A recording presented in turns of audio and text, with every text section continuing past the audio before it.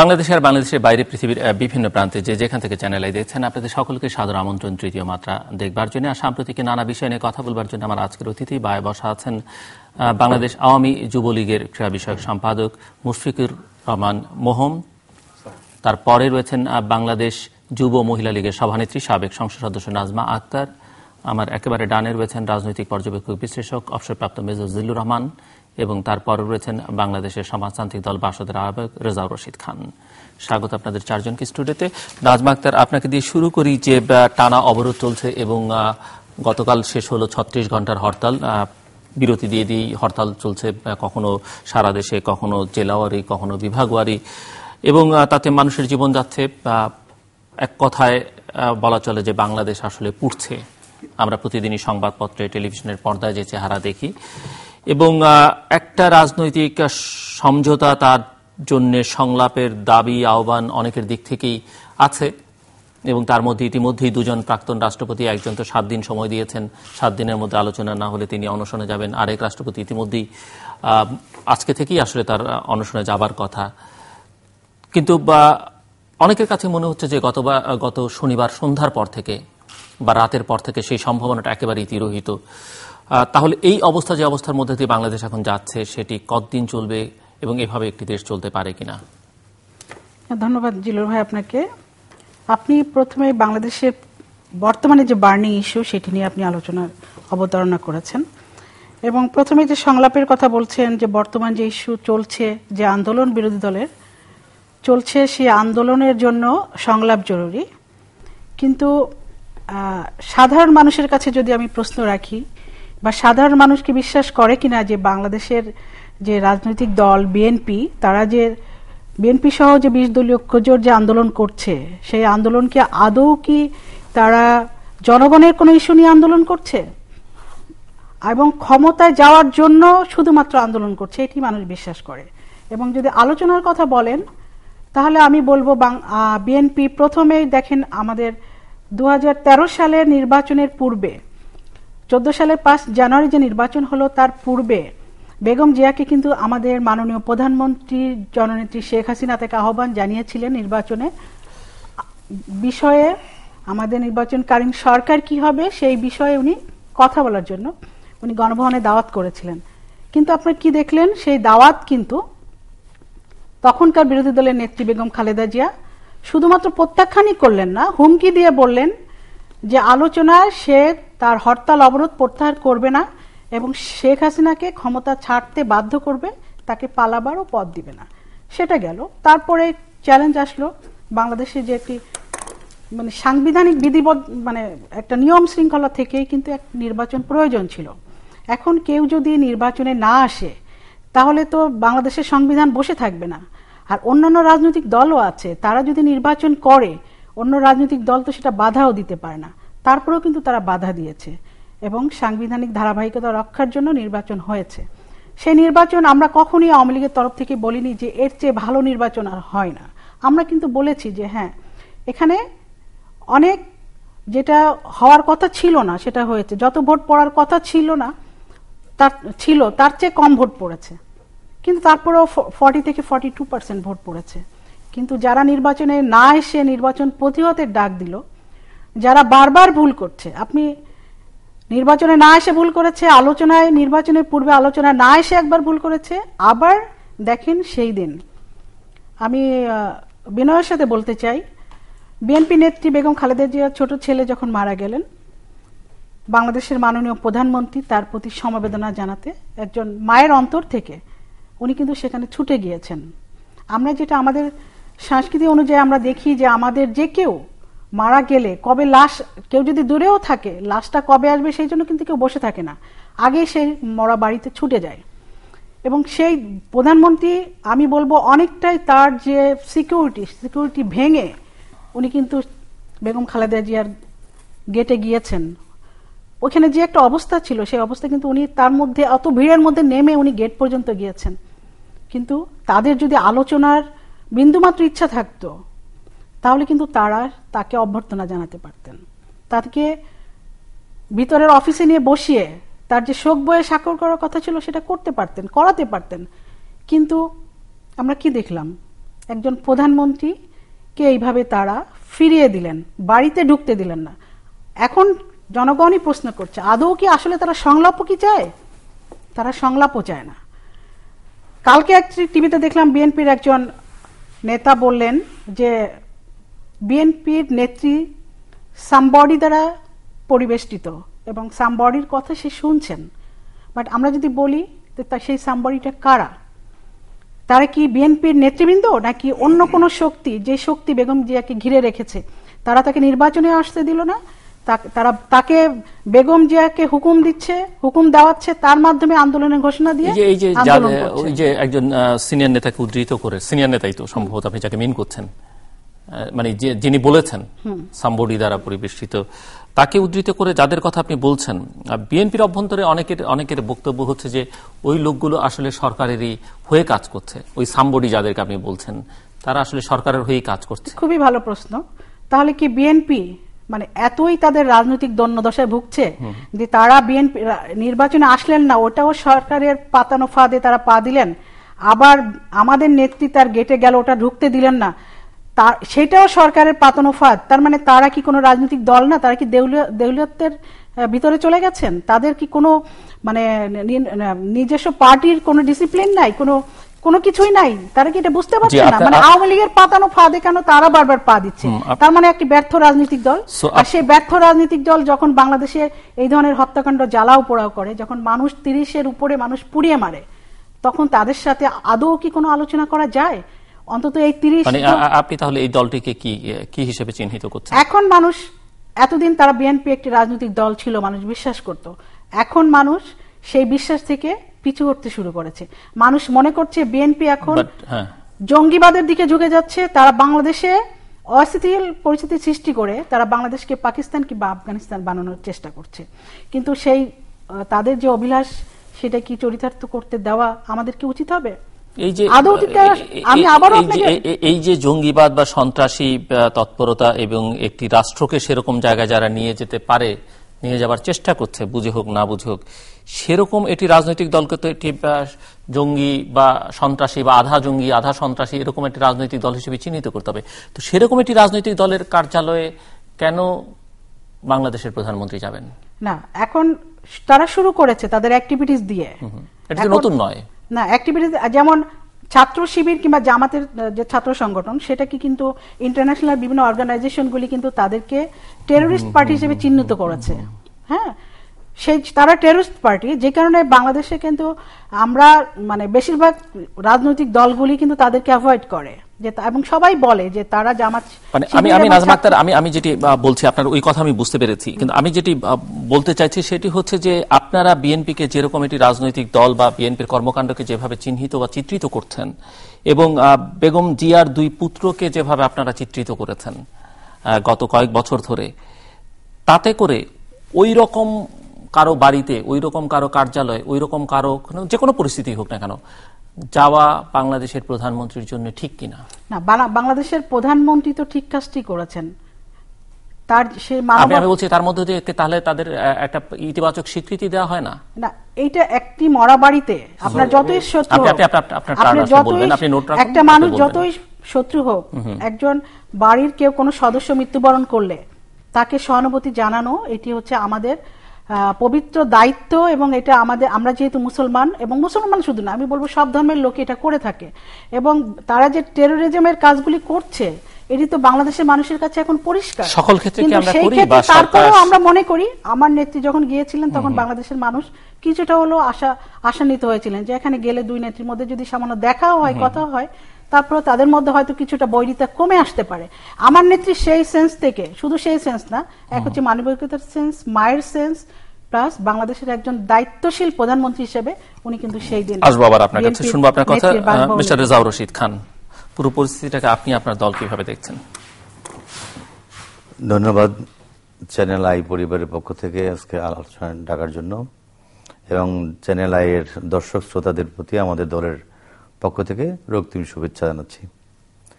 যে প্রশ্নটা আপনি করেছেন, বর্তমান পরিস্থিতিটা আমরা কিভাবে দেখছি, আমরা মুক্তিযুদ্ধ উত্তর একটা বাংলাদেশকে আমরা যেভাবে দেখতে চেয়েছিলাম, গণতন্ত্র, সমাজতন্ত্র, ধর্মনিরপেক্ষতা, এবং জাতীয়তাবাদ, 4টা মূল স্তম্ভের উপরে আমরা দেখতে চেয়েছিলাম। দেখতে চাওয়ার আকাঙ্ক্ষায় এখনো আমরা লড়াই করে যাচ্ছি মনে করি আমরা। কিন্তু মাঝখান থেকে 71 থেকে 75 পর্যন্ত একটি অবস্থা তৈরি হলো। 75 পরবর্তীতে এদেশে শুরু হয়ে গেল উর্দি পড়া, তারা এসে গণতন্ত্রের নাম নিয়ে রাজনীতি নামলো। 21 বছর সেই দলটি ক্ষমতায়ও থাকলো এই দেশে। 40 বছর বয়স এই দেশটির, সেই দলটি না সেই গোষ্ঠীটি আর কি, সেই গোষ্ঠী না, প্রত্যক্ষ পরোক্ষভাবে সেই গোষ্ঠীটি বললে আর 9 বছর এরশাদ সাহেব জেনারেল ছিলেন, তাহলে 9 বছর আর 21 বছর বিএনপির। 30 বছর তখন 21 বছর হয় না তো, বিএনপি 21 বছর এরশাদ সাহেবকে নিয়েই বলা হয়। 21 বছর শহরের শাসকরা গণতন্ত্রের লেবাসে গণতান্ত্রিক হয়ে গেল। এই সময় আমাদের 30 লক্ষ শহীদের যে রক্তে ভেজা বাংলাদেশ, সেই বাংলাদেশটাকে তারা বিভিন্ন সুযোগ সুবিধার মধ্য দিয়ে আবার স্বাধীনতা বিরোধীদেরকে তারা কাছে টানা শুরু করলো। এই কাছে টানার মধ্য দিয়ে কেউ কেউ বলতে পারে যে আওয়ামী লীগের টেনেছে, কিন্তু আমরা তো তখন তিন জোটের রূপরেখার আন্দোলন করেছি। আওয়ামী লীগ একসাথে জোট করে নেই, বা 3 জোটও একসঙ্গে করে নেই। ওরা ওদের সাথে জামাতের মতো করে কাজ করেছে, কর্মসূচি পালন করেছে। কিন্তু আমাদের সমস্যাটা দেশে জামাতকে নিয়ে আসলো এবং স্বাধীনতা বিরোধীদেরকে ক্ষমতায় নিয়ে আসলেন। এই দেশের সেই সশস্ত্র, আমরা যে সামরিক জান্তা বলতাম তখন, তার বিরুদ্ধে আন্দোলন করতাম, সেই লেবাসদারি, সেই জেনারেল, সমস্ত স্বাধীনতা বিরোধীদেরকে নিয়ে মন্ত্রিসভা গঠন করলেন। এই যে শুরু হলো দেশের মধ্যে স্বাধীনতার মূল স্বাদটা জনগণের ঘরে পৌঁছানোর জন্য যে প্রয়োজন, যে আকাঙ্ক্ষাটা, সেটা ধূলিসাৎ হওয়া শুরু হলো। হতে হতে একটা সময় আস্তে আস্তে এমন একটা পর্যায়ে আসলো, যদি বলি যেমন আমার মনে আছে যে উনি জেনারেল জিয়াউর রহমান ক্ষমতায় এসে গোলাপ শাহ মাজারে একটা জনসভা করেন। ওই জনসভা থেকে উনি ঘোষণা দেন, I will make politics difficult for the next generation, for the politicians. তো এইখানে আমরা এটা নিজেদের কানে শোনা এটা। এখন সে যে বাংলা একটা প্রবাদ আছে, যে খাল করে সে খালে পড়ে। বিএনপি বর্তমান যে অবস্থায় আন্দোলনে, একটু আগে নাজমা আপা আলোচনায় আসছেন, বললেন যে বিএনপি একটা রাজনৈতিক দল, আমরা স্বীকার করি বা না করি, সে একটা রাজনৈতিক দল হিসেবে তা দাঁড়িয়ে গেছে। মানুষ যেহেতু এই গণতান্ত্রিক অর্থাৎ মুক্তবাজার অর্থনীতিতে মানুষ কোনোটাতেই খুশি না। মানুষ চায় এর বিপরীত, তার নিজের মিনিমাম যে অন্ন, বস্ত্র, শিক্ষা, চিকিৎসা, বাসস্থান, কর্মসংস্থান, নিশ্চয়তার একটা পদ্ধতি মানুষ চায়। কিন্তু মানুষ সে পদ্ধতিতে যেতে পারছে না, পৃথিবী যেতে পারছে না। কারণ পৃথিবী এখন এক পিসে হয়ে গেছে, পৃথিবী এখন একভাবে মোড়লগিরি চলছে, পৃথিবীতে এখন আর পরাশক্তি বিকল্প কিছু নাই। এবং তাদের প্রেসক্রিপশন অনুসারেই আমাদের দেশ সহ আশেপাশের দেশসমূহে একইভাবে তারা রাষ্ট্র পরিচালনার জন্য মানে 2টা ধনতান্ত্রিক পার্টিকে বিভিন্নভাবে চেষ্টা করে ক্ষমতায় রাখার জন্য। আমরা যদি এই সরকারের সাথে আছি, আমরা মুক্তিযুদ্ধের পক্ষের শক্তিকে বাস্তবায়ন করা এবং স্বাধীনতার যে 30 লক্ষ শহীদের রক্ত, আপনারা সরকারের সঙ্গে আছেন মানে কি? আপনারা 14 দলীয় জোট, আমরা 14 দলীয় জোটভুক্ত। আমরা 14 দলীয় জোটভুক্ত থেকে আমরা এর মধ্যে এই সময় বর্তমান আন্দোলনের যেদিন রংপুরের মিঠাপুকুরে 5 জনকে আগুনে পুড়িয়ে দগ্ধ করলো, আমরা তার পরের দিন সেখানে জনসভা করতে গেলাম। জনসভা করলাম সেখানে রংপুরবাসীরা জনসভায় দেখলাম, সেখান থেকে সাধারণ মানুষ জনসভায় ওই রংপুর বাঁচাও, রংপুরকে রক্ষা করো, এই সাধারণ মানুষ, দোকানদাররা ব্যানার নিয়ে চলে আসছে এই মিছিলে। হরতাল চাই না, অবরোধ চাই না, শান্তি চাই। ওখান থেকে এসে যেখানে সবচেয়ে পলাশবাড়ি, গাইবান্ধার পলাশবাড়ি নামক এরিয়াটা সবচেয়ে বেশি জামাত ইসলামের আস্তানা, ওখানে আসলাম পরের দিন জনসভা আমাদের ওখানে। ওই জনসভায় এসে প্রায় লাখো মানুষের মতো ওখানে অবস্থান, এত মানুষ, এত জনগণ, সবার মুখে এক কথা যে আমরা হরতাল অবরোধ কোনো কিছু চাই না, আমরা শান্তি চাই, আমরা কাজ করে খেতে চাই না। কিন্তু জনসভায় লোক সমাগম দিয়ে কি বাংলাদেশে এখন কিছু বোঝা যায়? মানে জনসভায় লোক সমাগম দিলে তো বিএনপি বা 20 দলীয় যে জনসভা যেগুলো করলেন বেগম জিয়া বিভিন্ন জেলায়, সেখানে তো কম লোক সমাগম হয়নি, প্রচুর লোক সমাগম হয়েছে। হোসেন মোহাম্মদ এরশাদ যেদিন পদত্যাগ করবেন তার আগের দিনও টেকেরহাটে লক্ষ লক্ষ মানুষ, পরের দিন তো তিনি ক্ষমতায় থাকতে পারেননি। জনসভা যেমন ভাবে এটা একটা ভাবে আনা হয়, কিন্তু গ্রামের জনগণগুলো যেভাবে খেপে উঠছে। আজকে আমি আসার আগে শুনে আসলাম যে সাদা পতাকা নিয়ে ঢাকা অভিমুখে একটি গ্রুপ যাত্রা করবে, এরভাবে শান্তি মিছিল করবে। হরতাল অবরোধের দিন এখন নয় বাংলাদেশকে এগিয়ে নিয়ে যাওয়ার সময় এখন, এবং সে এগিয়ে নিয়ে এটা কি ক্ষমতার সঙ্গে আছেন বলেই বলছেন, না ক্ষমতার বাইরে থাকলেও বলতেন? না, বাংলাদেশ এটা আমরা যখন 11 দলীয় জোট করেছি, যখন আমরা 5 দলীয় জোট করেছি, তখন আমরা এই কথাটা বলেছি, বাংলাদেশকে এখন সশস্ত্র যুদ্ধের চাইতে জনগণকে আগায় নেওয়ার জন্য দেশকে অর্থনৈতিকভাবে আগে স্বাবলম্বী করতে হবে। আমরা মনে করছি বর্তমান মাননীয় প্রধানমন্ত্রী উনি কিন্তু এই সময়ে এই যে অর্থনৈতিক কর্মসূচিগুলো হাতে নিয়েছেন, এবং এই অর্থনৈতিক কর্মসূচির সাথে সাথে উনি যে বাস্তবায়নটা দ্রুত গতিতে করছেন, 2-3টা জিনিস দেখলে পরে বোঝা যায় আমাদের জোট, আমরা ঐক্যবদ্ধ হয়েছি, আমার প্রগতিশীল দলগুলো তার সাথে আছি কি কারণে, আমরা আছি এই কারণে আমরা বুঝতে পারছি সে নিজেও চাচ্ছে স্বাধীনতা যুদ্ধের যে অবশিষ্ট যে অবস্থানটা, এটা আমরা বাস্তবায়ন করব। জি, আসি আবার আপনার কাছে মেজজুলুর রহমান। আলোচনা শুনলাম, বিশেষ করে নেত্রী যেটা বললেন, শিষ্টাচার, রাজনীতি, কালচার সবই বুঝলাম, কিন্তু দেশের মানুষের যে কি অবস্থা, সেই অবস্থা নিয়ে কেউ যে এখন একটু গভীর চিন্তা ভাবনা করছে শীর্ষ নেত্রীরা, মনে হয় না। তার পূর্বে আমি বলি যে জাতীয় নেত্রী, আমাদের বিরোধী দলীয় আন্দোলনরত নেত্রী পুত্রহারা মাকে আমি সমবেদনা এবং তার পরিবারকে আমি সমবেদনা জানাই। পাশাপাশি মাননীয় প্রধানমন্ত্রীকে আমি সাধুবাদ জানাই যে উনি একটা শোকাতুর মায়ের কাছে ছুটে গিয়েছিলেন একটা মাতৃ মন নিয়ে, এই জন্য আমি ওনাকে সাধুবাদ ধন্যবাদ জানাই। নাজমা আপা যেটা বললেন যে এদেশের মানুষের কোনো সম্পৃক্ততা নাই, এদের প্রতি কোনো সমর্থন নাই, এরা এমনি এমনি ডাক দিচ্ছে আন্দোলন হয়ে যাবে। তাই যদি হয়, আপনি দেখুন জাতীয় নির্বাচন কি হয়েছে এটা কম বেশি সবাই জানি, আপনারাও কেউ জোর গলায় বলেন না যে এটা ভালো হয়েছে, যাই হোক হয়েছে। ওখানেও কিছু কথা, নাজমা আক্তার কিন্তু 40-42% ভোট কাস্টিং এর কথা বলেছেন। না, এটা হচ্ছে গোয়েবেলসের কথা বলি, হিটলারের প্রচারবিদ, উনি বলেছিলেন যে একটা মিথ্যাকে 10 বার অনাকাঙ্ক্ষিতভাবে উচ্চকণ্ঠে বললে সেটা সত্য হয়ে যায়, এবং এটা রাজনীতির জন্য অত্যন্ত প্রয়োজনীয় মেডিসিন। সেটা ঠিক আছে। অ্যাকচুয়ালি কয়টা জায়গায় কত ভোট পড়েছে এটা আপনি জানেন, উনি জানেন, সবাই জানে।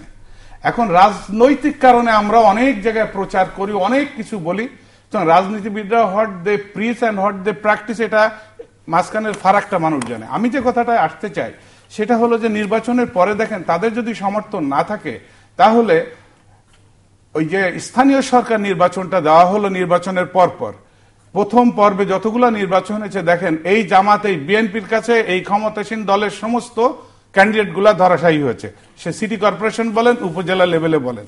সুতরাং এখানে একটা যদি ব্যারোমিটার আপনি নির্বাচন মনে করেন যে হ্যাঁ এটা দিয়ে আমরা বুঝতে পারি, তাহলে সেখানে তাদের সমর্থন আছে, এটাই প্রমাণ করে। পরবর্তী গুলা কি হয়েছে সেটাও পত্রপত্রিকা আসছে, আমরা দেখেছি। আমরা সাধুবাদ জানাই এই সরকারকে, আমি সাধুবাদ জানাই, অনেক উন্নয়নের কাজ ওনারা করেছেন, অনেক ভালো ভালো কাজ করছেন, অর্থনীতিকে সচল রেখেছেন। পাশাপাশি সরকারের যে ব্যর্থতা সেটাও বলতে হবে। আজকে আপনি এখানে আছেন, আপনাকে যদি আপনি কর্ম করলে ভুল হবেই, সেই ত্রুটিগুলা যদি আমরা সঠিকভাবে তুলে না ধরি তাহলে আপনি সংশোধন হবেন কিভাবে? আমাদের যে ব্যাংকগুলা লুট করে নিয়ে গেছে, এটা কি মিথ্যা? এই দেশের ভিতরে এখন যে একটা মানুষ মরার একটা ফাঁদ এটে ফেলা হয়েছে, এটা কেন হয়েছে? আমরা বলছি যে এটা সন্ত্রাসী দল। বিএনপি কি বলছেন যে না, আমরা তো কাউরে মানুষ মারতে বলি নাই, ককটেল মারতে বলি নাই, পেট্রোল বোমা মারতে বলি নাই। তাহলে এটা আসছে কোত্থেকে? আমরা উপরে এখন যে মেডিসিনটা দিচ্ছি, বিএনপি স্থায়ী কমিটির সদস্য জেনারেল মাহবুব রহমান বলেছেন যে ওনাদেরকে ধরে শাস্তির বিধান করা উচিত। অবশ্যই, এটা তো আমিও চাই যে এই যারা করছে দেখেন কিভাবে করবেন। Nazma Paul agree with me, উনি অত্যন্ত বিবেকবান নেত্রী, উনি বলুক আজকে বিএনপির স্থায়ী কমিটি সকল সদস্য কোথায় যাত্রাবাড়ি বাসে আগুন লেগেছে সবার নাম দিয়ে দিতে হবে? এটা কোন যুক্তির কথা? এম কে আনোয়ার 82 বছর বয়সে ওখানে বাসে আগুন দিতে গেছে, বেগম জিয়া কিন্তু সেই মামলার হুকুমের আসামি। সেটা নয়, পলিটিক্যাল উনি ওখানে দিয়েছে, হুকুম দিয়েছে, উনারা বিভিন্ন রকম ব্যাখ্যা করছে। এই যে আজকে এই যে একটা শোকাতুর পরিবেশের ভিতরে আছে। সাধারণ মানুষ কি বলছে? তারা বলছে গতকালকে মাননীয় প্রধানমন্ত্রী গেটে গিয়েছিলেন, শনিবার প্রধানমন্ত্রীকে সম্মান দেওয়া হয়নি, এই জন্য এই মামলাটা দিয়ে তাদেরকে একটু শিক্ষা দেয়। সাধারণ মানুষ অনেকে এগুলা বলছে। বাট আমার কথা হলো যে বিএনপি সেখানে যে সৌজন্যবোধ দেখানো উচিত ছিল সেটা দেখাতে পারে নাই, এটা তাদের ব্যর্থতা। এবং আমরা ছোটবেলায় কি শিখেছি, এই স্কুল শিক্ষক, বাপ মা ভাই বোন শিখিয়েছে, বাড়িতে যদি পরম শত্রু কেউ আসে তাকে সম্মান দিয়ে তার বসাতে হয়। শুধু তাই না, উনি আমাদের প্রধানমন্ত্রী, এ সম্মান তার প্রাপ্য। তাকে সম্মান যদি দিতে পারি জাতি সম্মানিত হবে, এটা আমাদের কালচার এবং আমাদের হাজার বছরের ঐতিহ্য আতিথেয়তা রয়েছে। বাড়ির মেহমান আসলে আমরা তাদেরকে সেই সম্মান মর্যাদা দিয়ে রাখি।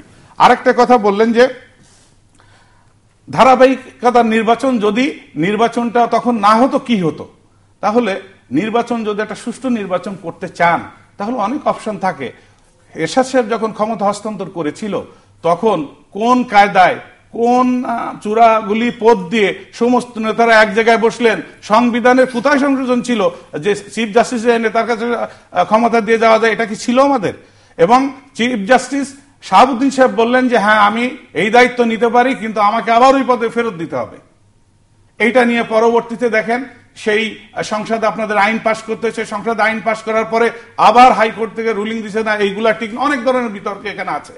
আমার কথা হলো যে এখন যে ট্রিটমেন্টটা আপনারা দিচ্ছেন, সরকার যেটা দিচ্ছে, এই ট্রিটমেন্টটা সঠিক হচ্ছেন, ডায়াগনোস হয়তো করছেন, কিন্তু আপনারা রুগীকে রোগটা যেই রেখে ট্রিটমেন্ট দিচ্ছেন। আপনি জ্বর দেখতেছেন কিন্তু তার ভিতরে আছে ক্যান্সার, সেই ক্যান্সারটাকে আপনি অপারেশন করছেন না। আজকে এই অবরোধ, হরতাল, হাঙ্গামার মূল কারণ কি? মূল কারণ হলো ওই নির্বাচন।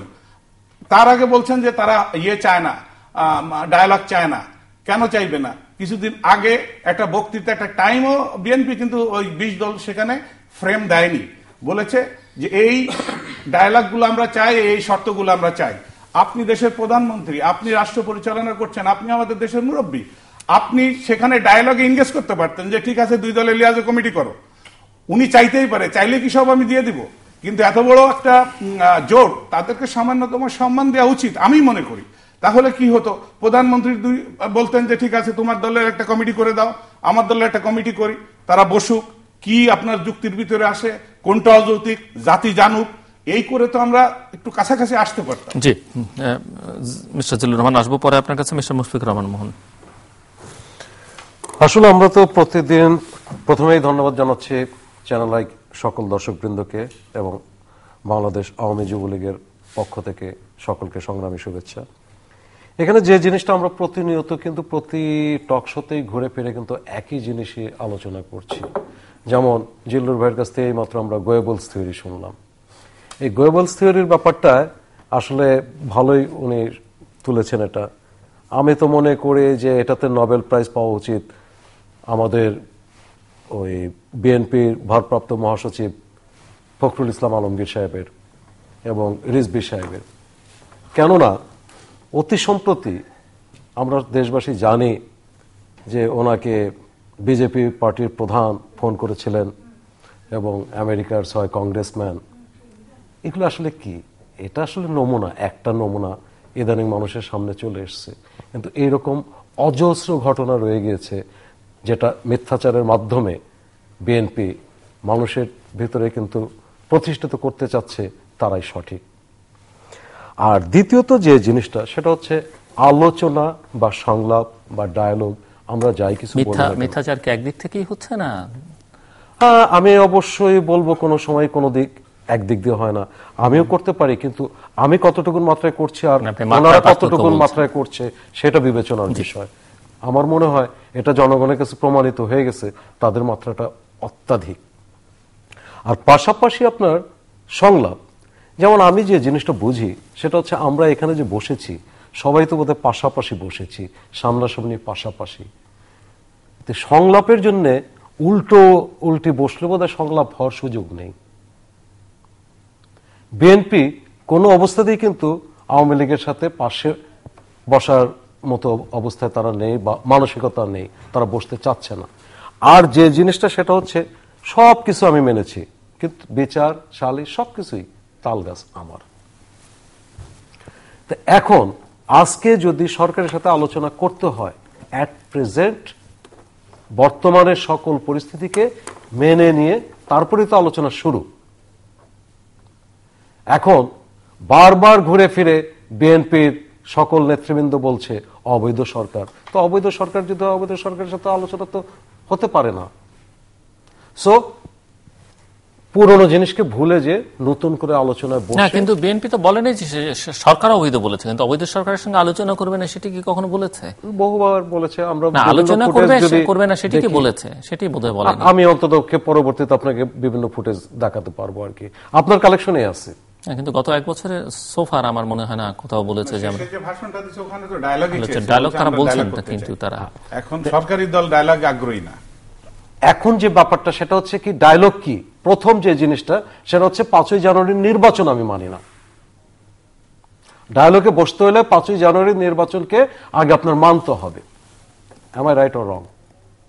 আপনি তো কেন না, যদি আপনি 5 তারিখের নির্বাচনকে না মানেন, আমি বা আমার এই সরকার প্রকারান্তর অবৈধ। সেটি তো এরশাদের সরকারের অবৈধ ছিল, তার সঙ্গেও আলোচনা হয়েছে।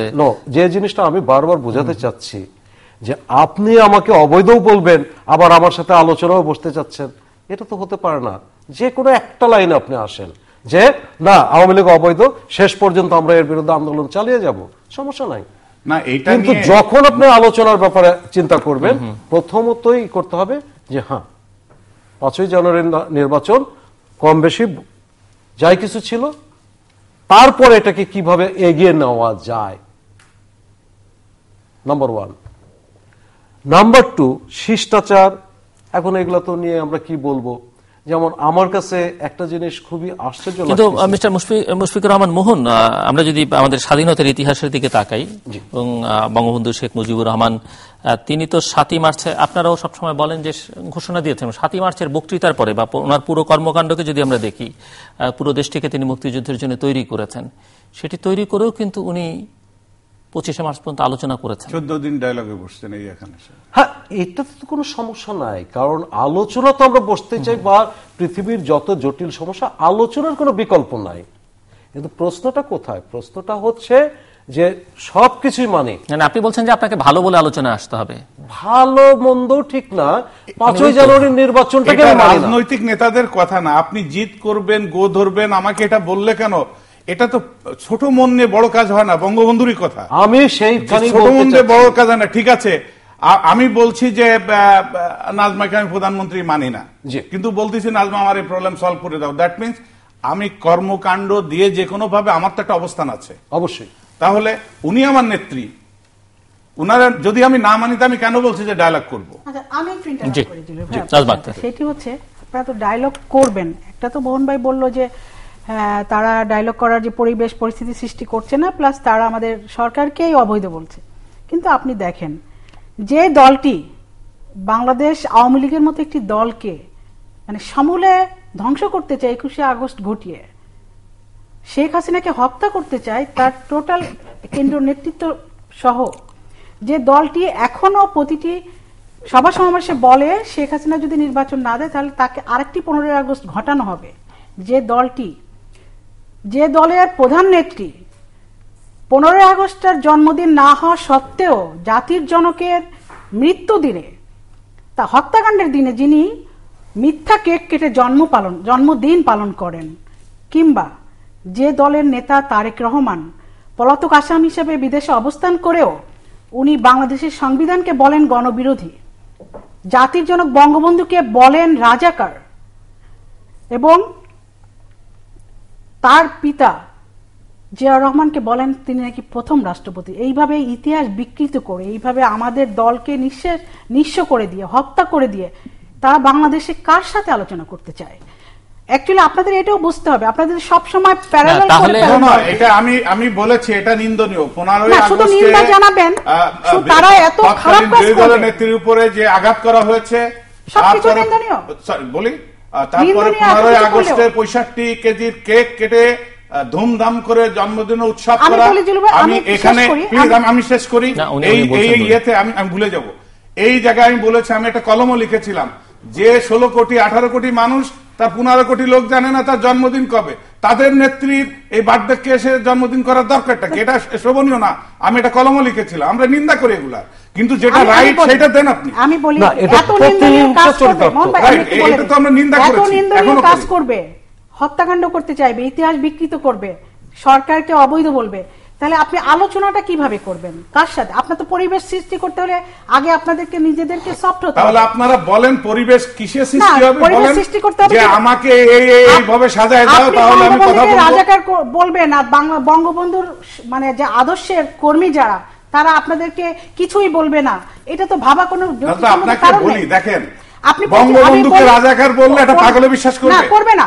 বাট কেন করবে, আপনি বিশ্বাস বলছেন? করবে? কেউ বাট করবে। কেন বলবেন? আপনি তার সাথে কেন আমি আলোচনা করব? সেখানেই কথা, যে বলেছে সে তার ওজন নিয়ে বলেছেন, না, তার বিবেক তার নিয়ে ওজন, বলেছেন। তাহলে তাকে কি বহিষ্কার জনগণের করেছে? উপরে ছেড়ে দেন, জনগণই না, আপনার না, সিলের মাধ্যমে বলে দিবে জনগণের যে উপরে ছাড়া এই দলকে আমরা আপনি সমর্থন নিয়ম দিই, নীতির মধ্যে আসেন। স্বাধীনতার পক্ষে। জনগণ তো সিলের ভিতর দিয়ে লাভ নেই, তো আপনারা তো নিশ্চয়ই, সিলে 5 আসেন বছর না। পরে না, না, জনগণ এই সিল না, একটু ক্লিন সিলের ভাই, আপনি 25শে মার্চের কথা বললেন যে 25 মার্চ পর্যন্ত বঙ্গবন্ধু পাকিস্তানিদের সাথে আলোচনার প্রক্রিয়া চালিয়ে গিয়েছেন। ট্রু, বঙ্গবন্ধু সেই রাইট ছিল, কারণ বঙ্গবন্ধুর ওখানে গণপরিষদ এবং জাতীয় পরিষদে ম্যান্ডেট ছিল, প্রচুর সংখ্যাগরিষ্ঠতা ছিল।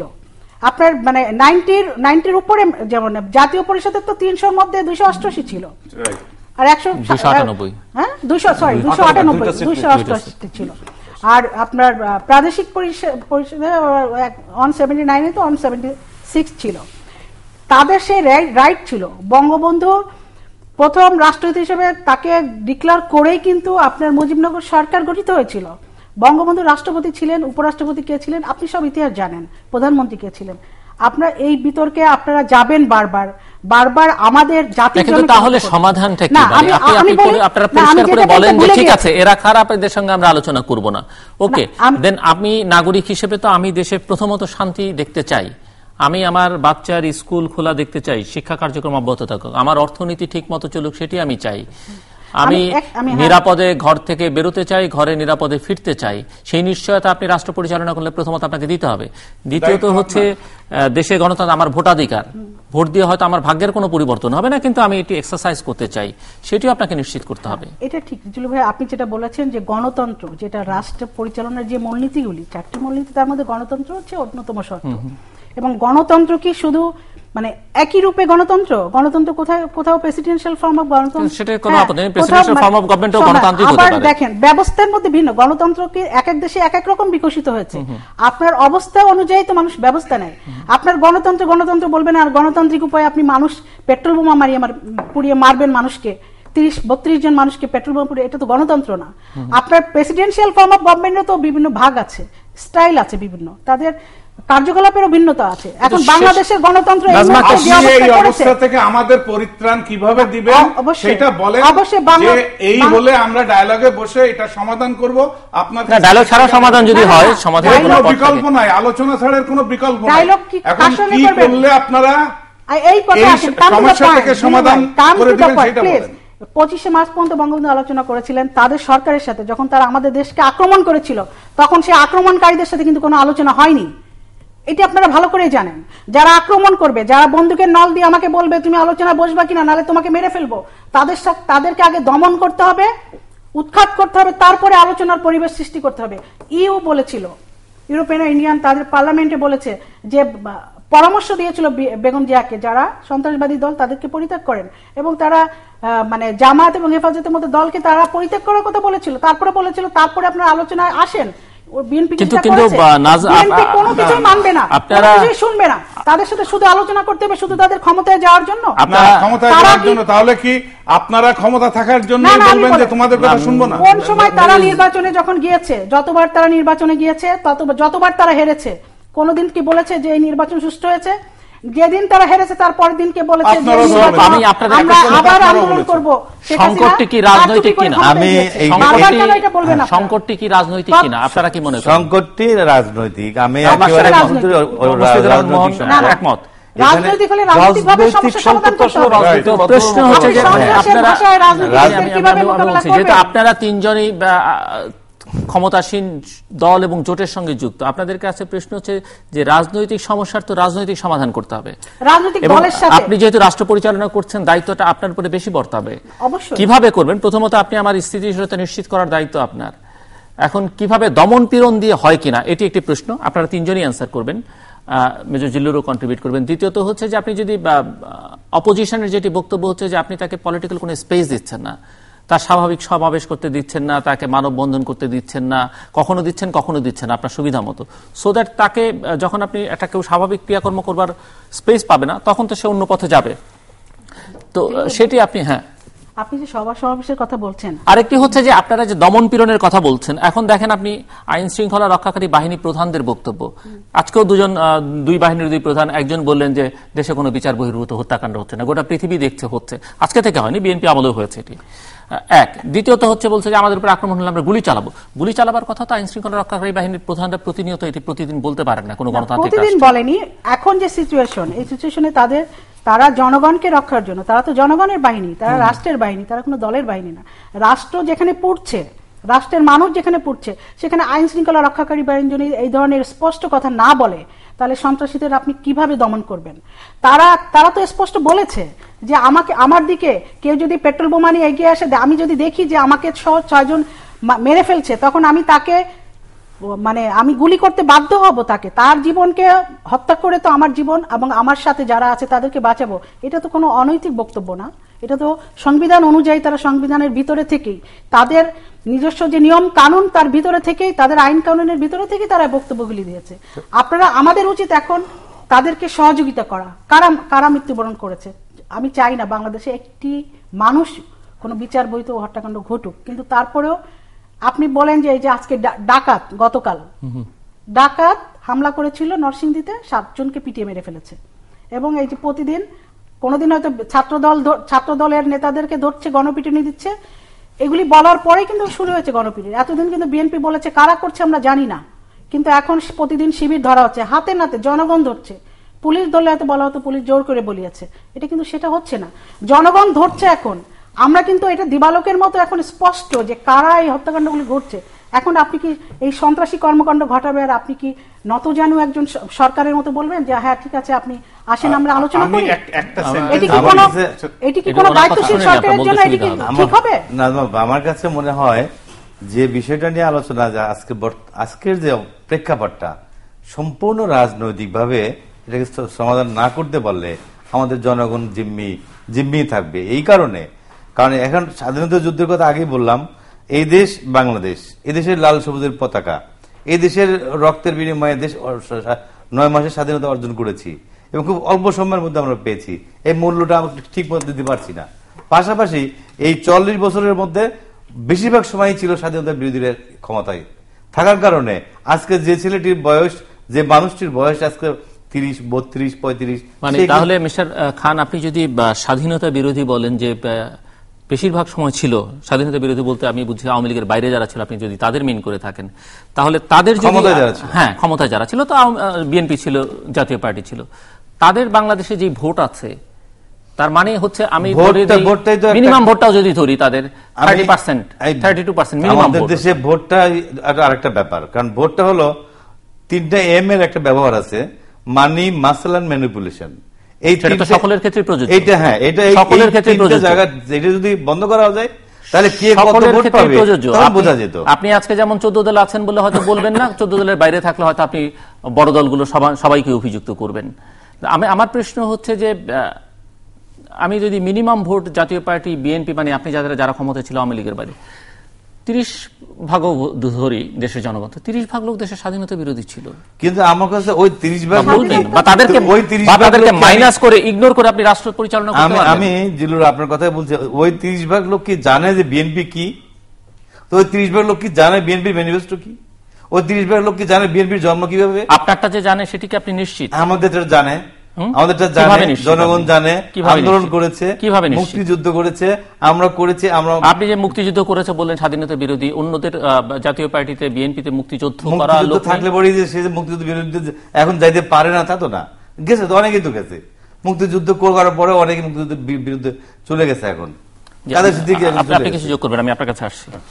আমি যেটাই করতে চাচ্ছিলাম, আপনি যেটা বলছিলেন যে আমাদের জননেত্রী শেখ হাসিনা যখন গতকাল শনিবার দিন আপনার খালেদা জিয়ার অফিসে যেটা গিয়েছিলেন, প্রকারান্তরে এটা স্বীকৃতি দেওয়া হলো কি না, আপনি এটা বারবার না, আমি স্বীকৃতি দেন। আমি বলছি যখন এই দলটিকে আপনি সন্ত্রাসী দল বলবেন বা এই লোকগুলোকে আপনি খারাপ লোক বলবেন, চোর বলবেন, দুর্নীতিবাজ বলবেন, লুটেরা বলবেন, আপনি যখন তাদের কাছে যাবেন বা তাদেরকে এক ধরনের সামাজিকতার সঙ্গে করবেন, সেটা ধর্মীয় কারণে হোক, শোকাবহ পরিস্থিতির কারণে হোক, তখন আপনি বাইরে আবার জোর করে এই কথাটা বলতে পারবেন কিনা? আমি এটাই আপনাকে বিনীতভাবে জানাতে চাচ্ছি।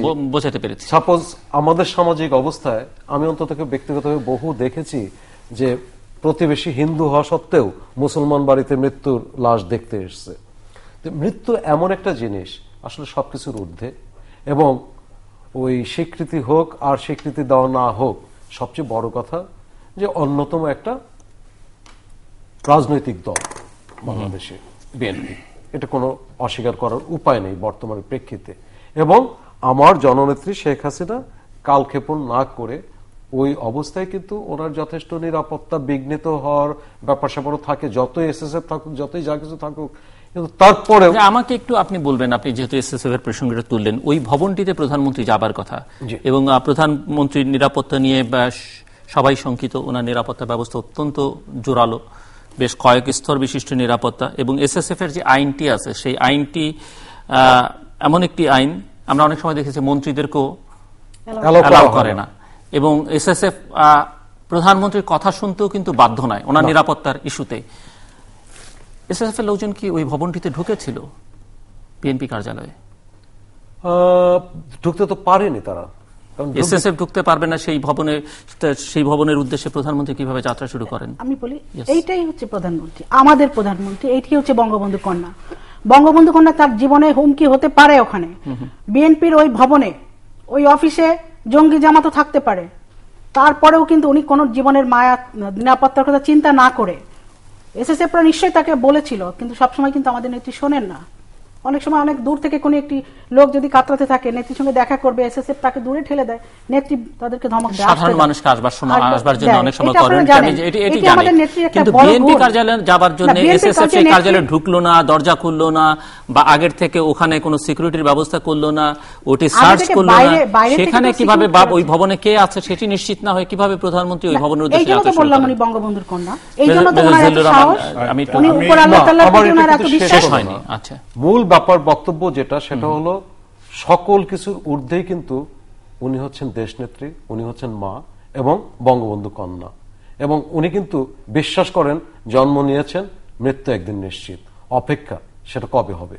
এবং আমরা তো দেখেছি যে বঙ্গবন্ধু কন্যাকে মেরে ফেলার জন্য কত ধরনের কত চেষ্টাই হয়েছে, কিন্তু রাখে আল্লাহ পারে। 19 বার হত্যার চেষ্টা করা হয়েছে। সো যে জিনিসটা, আর আপনি যেটা বললেন যেমন সাম্প্রতিক একটা ঘটনা না বললেই হয় না, আসলে আমরা তো রক্ত মাংসের মানুষ, বই কি আমরা তো রোবট না, এখনো রক্ত মাংসের মানুষ।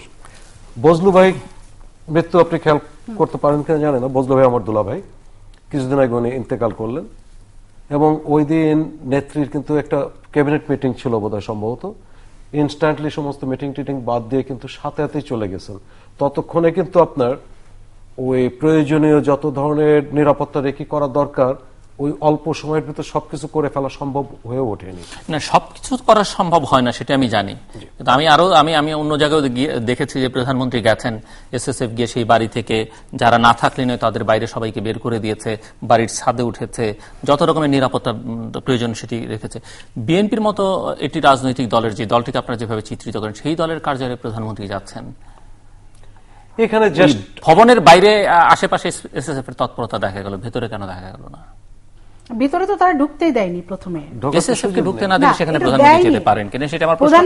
মেজাজুল্লুর রহমান, মানে মারা যাওয়ার খবরে আপনার অ্যানসারটা একভাবে যৌক্তিক আছে যে উনি এগুলো না মেনে চলে গেছেন। একটু বলি যে বর্তমানে সরকারের ডায়ালগ ছাড়া কোনো বিকল্প আর হাতে কিছু নাই।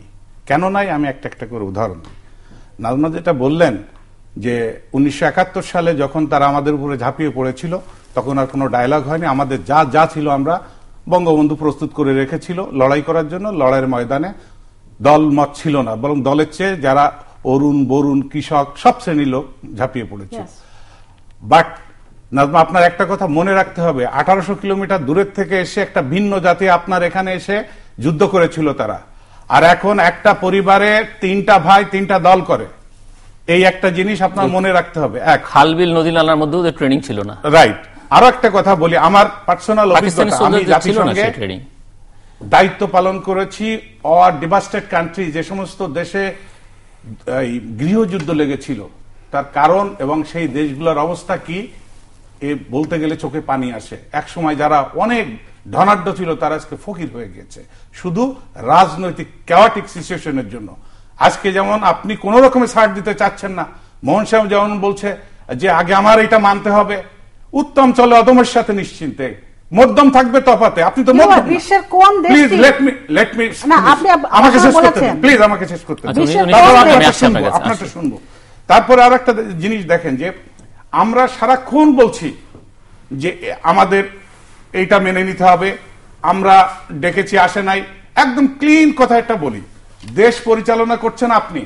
এখানে কিন্তু বর্তমানে যে অবস্থা, রেজা সাহেব যেটা বললেন, রংপুরবাসী ওনারা গেছেন, আপনারা গেছেন, 14 দল সেখানে মিটিং করতে গিয়েছেন, তারা বলেছে রংপুর বাঁচাও, আমাদের রক্ষা করো। কি রক্ষা করেছেন আপনারা? ওখানে যে হাই ভলিউমে মাইকে কিছু লোকজন এনে সমাবেশ করে, আপনাদের কোনো ভয় নাই, আমরা আপনাদের সাথে আছি, সব শাস্তা করে ফেলে দিব। শাস্তা কে করবে? পুলিশ করবে, র্যাব করবে, বিজিবি করবে, এরা না পারলে সেনাবাহিনী নামাই দিবেন। কিন্তু এটা কোনো পার্মানেন্ট সলিউশন না। রিমেম্বার দিস থিং, আপনি একজনকে হত্যা করতে পারবেন, সাথে সাথে 10টা সমস্যা ক্রিয়েট হয়ে যাবে। সুতরাং precision method is not that, you have to come to the dialogue. পৃথিবীর এমন কোন বড় সমস্যা নাই যেটা সমাধান হয়নি ডায়ালগে। এই আর্মি রাখা হয় কি জন্য? To force your counterpart to come into the table. তো সুতরাং আজকে অবরোধ দিচ্ছে কেন? তাদের একটা উদ্দেশ্য আছে। উদ্দেশ্য কি? 1 বছর ধরে আপনাদের পিছিয়ে অনুরোধ, আবেদন, নিবেদন, কোনো কিছুতে আপনারা তাদের প্রতি কোনো খেয়াল দিচ্ছেন না, কোনো কথা শুনছেন না। তারপরে কি বললো? যে আমরা এই কয়টা শর্ত দিলাম, আমাদের এই শর্ত নিয়ে তোমরা ডায়ালগ করো। সরকার তা শুনলো না। তারপরে কি বললো? যে আমরা অমুক দিনে একটা সমাবেশ করবো, এই দিব না, দিব কি দিব না, কিছু কন্ট্রোল দিয়েছেন আপনারা, কয়েকটা সমাবেশ করতে দিয়েছেন। সেটা কেমন? কালকে সমাবেশ করবো, 1 সপ্তাহ আগে পারমিশন চেয়েছি, দিই কি দিই না কেন? এইখানে এমন সময় তোমাকে পারমিশনটা দিব যেন লোক জড়ো করতে না পারো। এটা তো আপনাদের সময় করেছে। এই বিএনপি কিন্তু এর সাথে একটা মিটিং করতে দেয়নি ঢাকা শহরে, এটা আমি নীতিটা বলতে পারি। আমাদেরকে দিয়েছে, সেটাই বলতেছি। বলছেন যে আপনাদের সঙ্গে বিএনপি করেছে, আপনারাও কিন্তু সাফার করেছেন।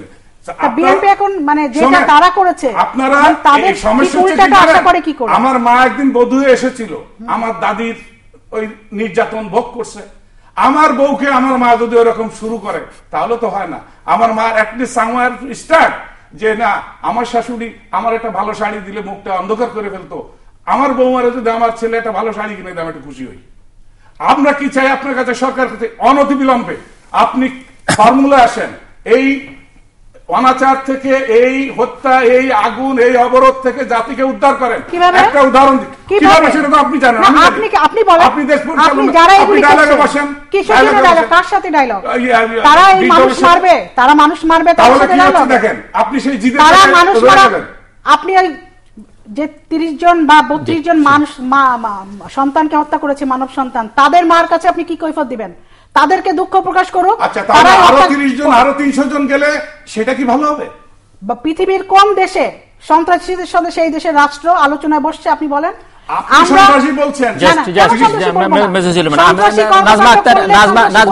নাজমা আক্তার, আমি আপনাকে একটা ছোট্ট উদাহরণ দিই, ছোট্ট উদাহরণ, খুব বেশি দিন আগের নয়। আপনারা যখন এর আগের বার ক্ষমতায় আসলেন ফেব্রুয়ারি মাসে, যখন পিলখানার ইনসিডেন্ট ঘটে, সেই ঘটনার যারা নায়ক, তাদের সঙ্গে কিন্তু সেই ঘটনা চলাকালীন সময় প্রধানমন্ত্রী ডায়ালগে বসেছেন।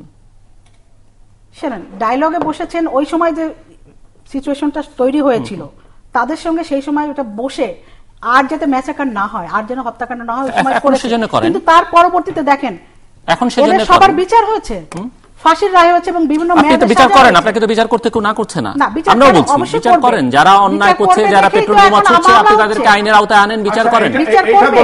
এই যে শান্তি বাহিনী সৃষ্টি হয়েছিল কিন্তু সেই বহুত আগে, আপনারা তখন ক্ষমতায় ছিলেন। প্লিজ আমি বলি না, আমি আমার টাইম তো দিলু ভাই, মনে করেন তারা যদি জঙ্গি থাকে, সন্ত্রাসী থাকে, তাহলে কি বিএনপি ডিক্লেয়ার করুক যে আমরা সন্ত্রাসী? বিএনপি সন্ত্রাসী? এটা আবার তো আপনার না না, আপনারাই বলেন যে শান্তি বাহিনীর সাথে বসতে পারেন, কিন্তু আপনি আপনার রাজনৈতিক প্রতিপক্ষের সাথে বসবেন না, তারে ব্র্যান্ডেড করবেন যে সন্ত্রাসী। কিন্তু দেশ চালাবেন আপনি, আপনার তো সবাই নিয়ন্ত্রণ করতে হবে। এটা কিন্তু কখনো বলা হয়নি যে তাদের সঙ্গে কোনোদিনও বসবে। তাদের সঙ্গে অবশ্যই বসবে।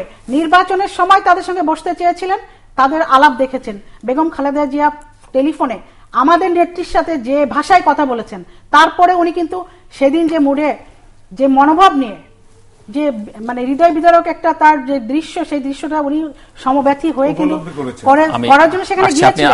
সেখান থেকে পজিটিভ কিছু আসতে পারত, আপনি করতে দিলেন না। এই ব্যর্থতাটা কার?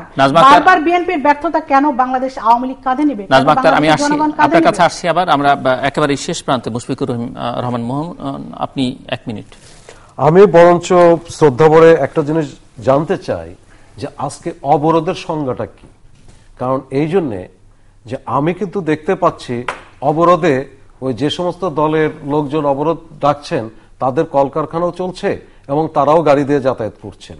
এবং অত্যন্ত দুঃখের সাথে আমি না বলে পারছি না, আগামীকাল আরাফাত রহমান কোকো সাহেবের আজকে বিকেলে আজকে আরাফাত রহমান কোকোর লাশটা যখন বিমানবন্দর থেকে নিয়ে আসবে, লাশবাহী গাড়িটা আপনার অবরোধ মুক্ত হতে পারে, সাথে যে আরো অনেক গাড়ির বহর থাকবে, সেটা কি অবরোধের আওতায় না অবরোধ মুক্ত? তা আসলে মূল যে ব্যাপারটা, সর্বশেষ যেটা আমি ছোট্ট একটা ঘটনা বলে শেষ করতে চাচ্ছি। আমি যতদূর 10 সেকেন্ড আছে, আপনি খুব অল্প সময়। নরেন্দ্র মোদী নির্বাচিত হওয়ার পরে উনি শপথ নেওয়ার জন্য দিন ধার্য করেছিলেন, পরবর্তীতে ওটা আপনার 1 দিন না 2 দিন ডেফার্ট করেছিলেন। কারণটা কি, যে ওই শপথ যেদিন নেবেন দেখা গেল রাজীব গান্ধীর মৃত্যু দিবস। রাজীব গান্ধীর মৃত্যু দিবস ওই দিন শপথ নেওয়াটা সমীচীন মনে করেননি। সুতরাং শ্রদ্ধাবোধের বিকল্প নেই। আসুন আমরা প্রত্যেকে দেশের কারণে দেশকে ভালোবেসে সম্মান করার চেষ্টা করি। আমাদের বর্তমান সমাধান করা অবশ্যই দরকার, এটা আমরা মনে করি হওয়া উচিত। কারণ বাংলাদেশের 16 কোটি জনগণই এখন অশান্তিতে আছে। এই অশান্তিটা তৈরি কারক যারা, তাদেরকে আগে বন্ধ করতে হবে অশান্তির জায়গাটা। আর এখানে রাজনৈতিকভাবে যে জিনিসটা, যারা স্বাধীনতা বিরোধী শক্তি, যেটা জামাত ইসলাম, তাকে নিষিদ্ধ ঘোষণা করতে হবে এই সরকারের সময়ই। তারপরে তাদের সঙ্গে তারা জোট করতে পারবে না। এদের সঙ্গে বিএনপির সাথে আলোচনা হইতে পারে। নিষিদ্ধ দলকে নিষিদ্ধ করে দিলে তো তার সঙ্গে জোট করবে কিভাবে? জোট নিষিদ্ধ ঘোষণা করতে হবে। এখন বিএনপির সাথে আলোচনা করার জন্য তো গতকালকেও মাননীয় মন্ত্রী তোফায়েল আহমেদ কিন্তু বলেছেন যে আলোচনা কিন্তু হবে না, তা আমরা বলছি না।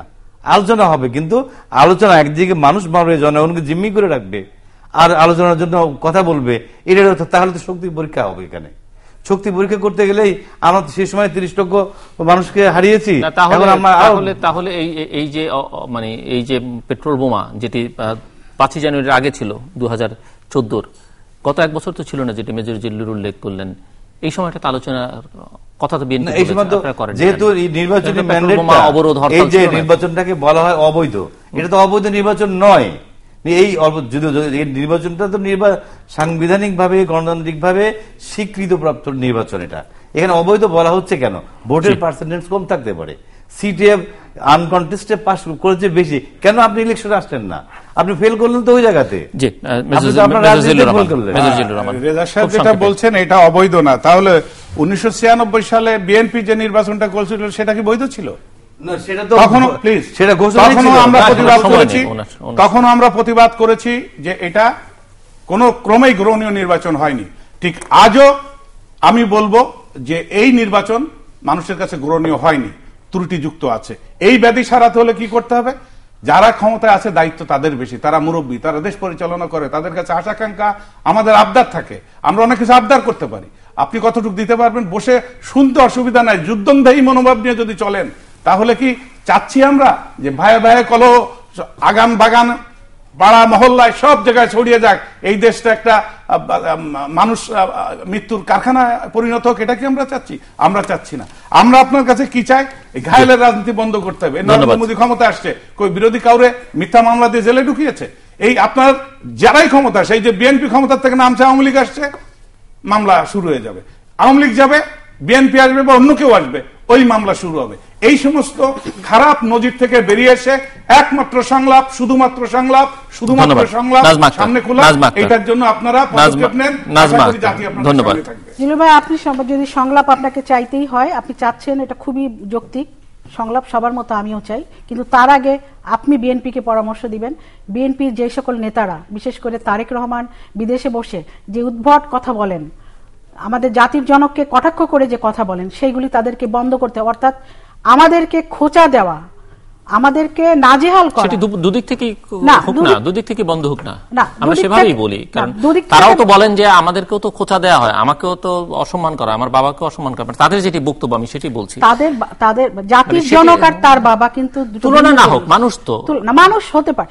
আমি সাধারণ মানুষের কাছেও কিন্তু তার বাবা মা তার কাছে সেই জন্য সে কি জাতির জনককে জন্য মিথ্যা পারেন সেটি আমি বলছি। আমরা কিন্তু যথেষ্ট ওনার এটা মানে আমরা কেউই সমর্থন করি না, হয়তো কেউ কেউ করতে পারেন, তাহলে সে তো আলোচনা হলে দুদিক থেকেই বন্ধ হোক না, তাকে তো নমনীয় হতে হবে, তার দলকে নমনীয় হতে হবে।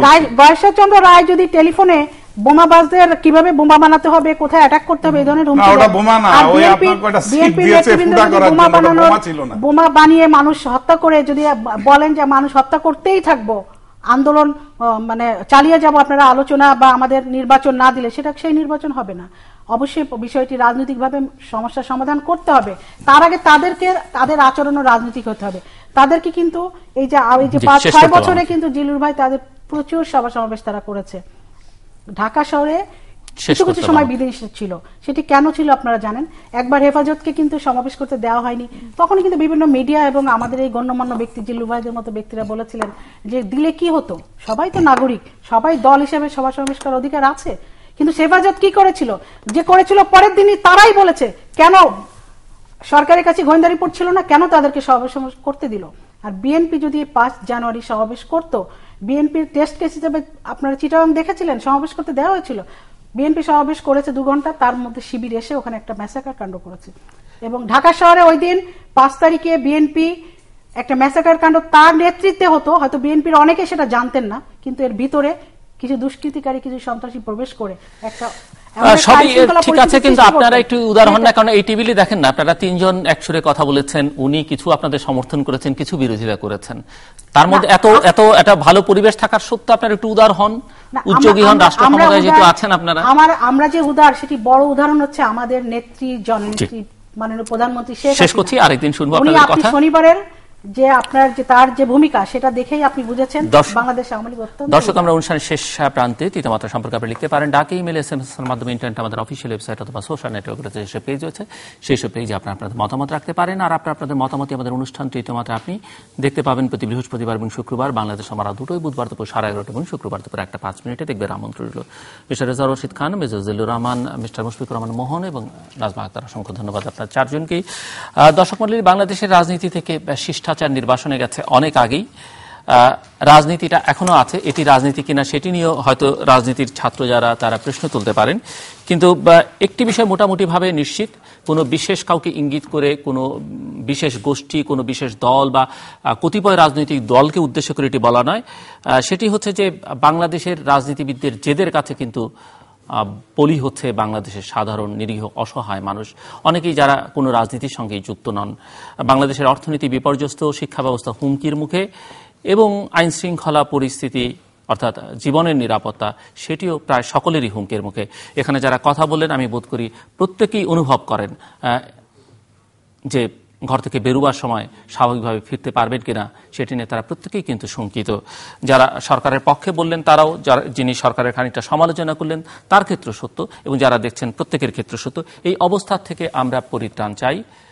যদি আমরা গণতন্ত্র যে অবস্থায় আছে না কেন সেটিকে শক্তিশালী করতে চাই, সেটিকে টিকিয়ে রাখতে চাই, এবং গণতন্ত্রের প্রশ্ন থাকলে সেখানে রাজনীতিবিদদেরকে অবশ্যই সবার আগে রাখতে হবে।